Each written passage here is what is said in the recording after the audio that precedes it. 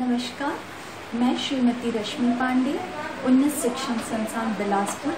आज मैं आप लोगों के साथ कम्युनिकेशन, जो एक इम्पॉर्टेंट टॉपिक है, paper number 6 B.Ed first year का हम डिस्कस करेंगे। कम्युनिकेशन संप्रेषण। सबसे पहले हम ये जानते हैं कि ये वर्ड कम्युनिकेशन की ओरिजिनेट कहाँ से हुआ। ये वर्ड कम्युनिकेशन ओरिजिनेट हुआ है लैटिन वर्ड कमेंस से, जिसका मतलब है समथिंग कॉमन। कॉमन किसके बीच में? श्रोता और वक्ता के बीच में। जब हम संप्रेषण की बात करते हैं तो संप्रेषण एक ऐसी क्रिया है जिसके माध्यम से आप अपने मन की भावनाएं, किसी प्रकार की संदेश दूसरे तक पहुंचा सकते हैं। जैसे इसमें लिखा है, communication is a process of exchanging information, ideas, thoughts, feeling and emotion through speech, signals, writing or behavior. In communication process, a sender encodes a message and using a medium and sends it to the appropriate feedback using a medium. अभी हमारे और आपके बीच में भी एक संप्रेषण हो रहा है, एक कम्युनिकेशन हो रहा है, जिसमें मैं प्रेषक हूँ और आप श्रोता हैं। मैं इस माध्यम से, वर्चुअल माध्यम से इस्तेमाल कर रही हूँ और आप उसे सुन रहे हैं। मेरा ये पर्पस है, मेरा एक गोल है कि ये कम्युनिकेशन, जो संप्रेषण है, वो आप तक उचित पहुँच सके और वही पहुँचे जो मैं आपको पहुँचाने की कोशिश कर रही हूँ।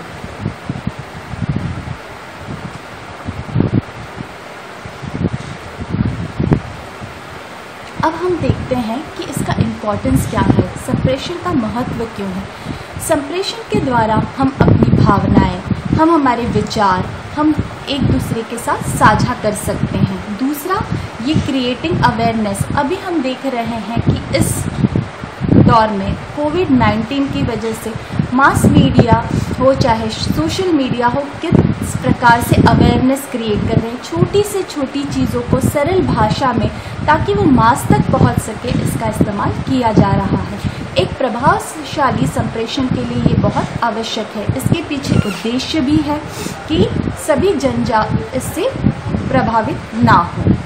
Avoid isolation. हम देख रहे हैं कि अभी इस कोविड-19 की वजह से हम अलग अलग माध्यमों का इस्तेमाल कर रहे हैं एक दूसरे से संप्रेषण स्थापित करने के लिए, कम्युनिकेट करने के लिए। वीडियो चैट्स कर रहे हैं, मैसेजिंग कर रहे हैं, सोशल मीडिया को अपना एक प्लेटफॉर्म बना रहे हैं।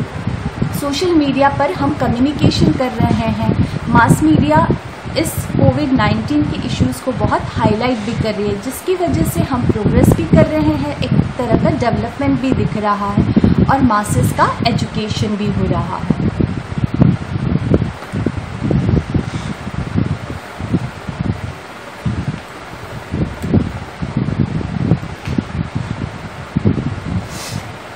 हम देखते हैं कि कम्युनिकेशन संप्रेषण मुख्यतः दो प्रकार के हैं। एक आपका वर्बल कम्युनिकेशन है और एक नॉन वर्बल कम्युनिकेशन है। हम वर्बल कम्युनिकेशन को विस्तार से समझते हैं। वर्बल कम्युनिकेशन यानी कि शाब्दिक संप्रेषण। शाब्दिक संप्रेषण ये ओरल भी हो सकता है, मौखिक भी हो सकता है और लिखित भी हो सकता है। इसका उद्देश्य ये है कि जो प्रेषक है वो अपनी बात श्रोता तक वह उसी तरह से पहुंचाए जिस तरह से वो उसको चाह रहा है।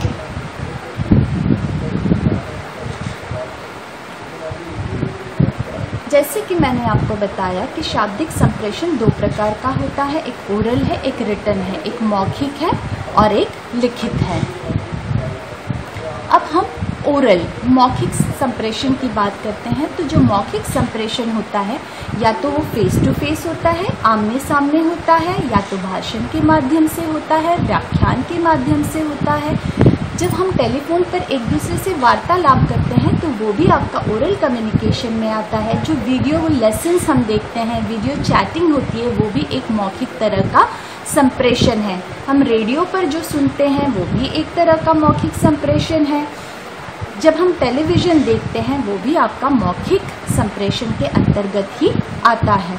इसमें सबसे ध्यान देने वाली जो बात है वो है पिच, वॉल्यूम, स्पीड और क्लैरिटी। किस क्लैरिटी के साथ, किस स्पष्टता के साथ आपका जो वक्ता है अपनी बात को धीमी गति से बोल रहा है, उच्च स्वर में बोल रहा है, जल्दी जल्दी बोल रहा है, ये सारी चीज़ें मायने रखती हैं।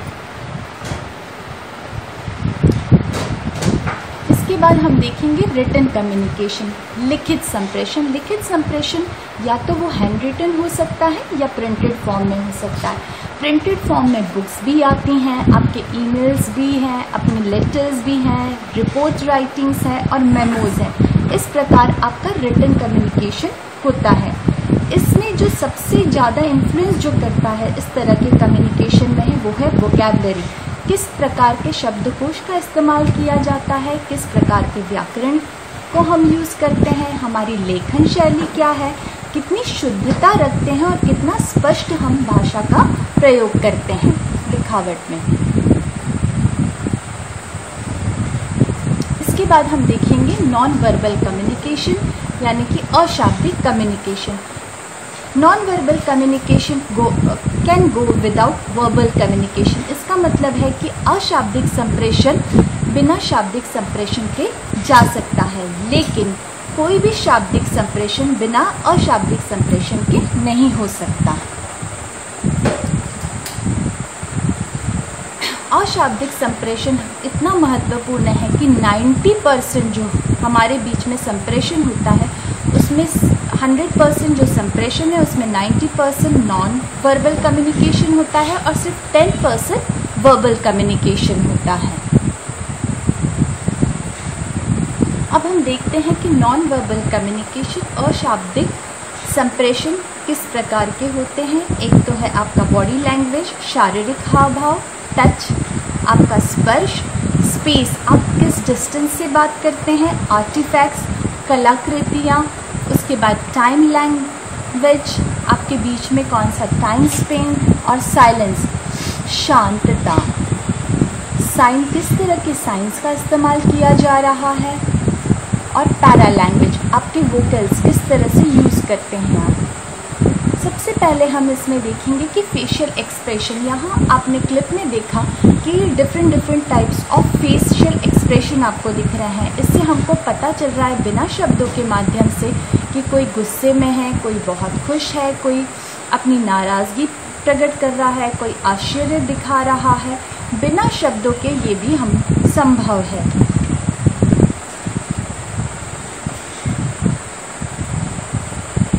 हेड मूवमेंट, जब हम क्लासरूम में हमारे स्टूडेंट्स के साथ इंटरेक्ट करते हैं तो हमको ये पता चलता है कि जो भी हम सामने वाले को समझाने की कोशिश कर रहे हैं क्या वो उसको समझ रहा है। जब वो अपना सिर ऊपर नीचे हिलाता है तो हमको पता चलता है कि हाँ वो हमें सुन रहा है और वो उसको समझने की कोशिश कर रहा है। जब वो साइडवेज करता है तो हम ये समझ जाते हैं कि नहीं, हमारी बात शायद उसको उस तरह से समझ में नहीं आ रही है जिस तरह से हम चाहते हैं। और कई बार हमने देखा होगा कि बच्चे सिर नीचे झुका के खड़े हो जाते हैं। इसका मतलब है कि या तो वो बहुत किसी चीज़ को हमसे व्यक्त नहीं कर पा रहे हैं या बहुत शर्मीले किस्म के हैं। हमारे देखने का तरीका भी बहुत कुछ संप्रेषित करता है। जैसे अगर हमको किसी को गुस्से में देखना है तो हमारे आँखों का देखने का उसको तरीका, अगर हम सस्पिशन से देख रहे हैं तो हमारे देखने का तरीका, जब हम दुखी होते हैं तो हमारी आंखों से आंसू आने लगते हैं। जेस्चर्स और पोस्चर्स, कई बार हमारे जो पोजीशंस होते हैं वो भी बहुत कुछ कहते हैं। जैसे अगर हम थम्स अप दिखाते हैं इसका मतलब है कि हम उसकी बात से सहमत हैं। आजकल हम व्हाट्सएप पर थम्स अप देकर ये बोल देते हैं कि आपकी जो बात है वो हमको अच्छी लगी। क्लासरूम में कई बार छोटे बच्चों को से कम्युनिकेट करने के लिए उनको शाब्दिक नहीं करके अशाब्दिक हम मुंह पर उंगली रख के बोल देते हैं कि अब आप कुछ भी मत बोलिए या शांत रहिए।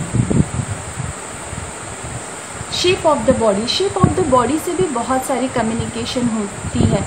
अगर इंसान लचीला है तो वो अपने बॉडी से ही कई बार ना कहकर भी बहुत सारी चीज़ें कह देता है। डिफरेंट धर्म के जो लोग हैं उनको हम देख के ही जान लेते हैं कि ये मुस्लिम है, ये सिख है, ये ईसाई है। इसी तरह से डिफरेंट प्रोफेशन का जो गेटअप है उससे भी हमको पता चल जाता है कि ये डॉक्टर्स है, ये इंजीनियर्स है, ये लॉयर्स हैं। इस तरह से ये बिना कहे आपको एक तरह का संप्रेषण दे देता है। अब हम दूसरी तरह की संप्रेषण को देखेंगे जो टच है। एक टच का लैंग्वेज है। जैसे कि खेल में आप देख रहे हैं, दो खिलाड़ी एक दूसरे की जब हौसला अफजाई करते हैं तो पैट करते हैं, पीछे उनकी पीठ को थपथपाते हैं, वो भी उसको उनका हौसला बढ़ाता है। एक दूसरे को चेयर अप करना, टच करना।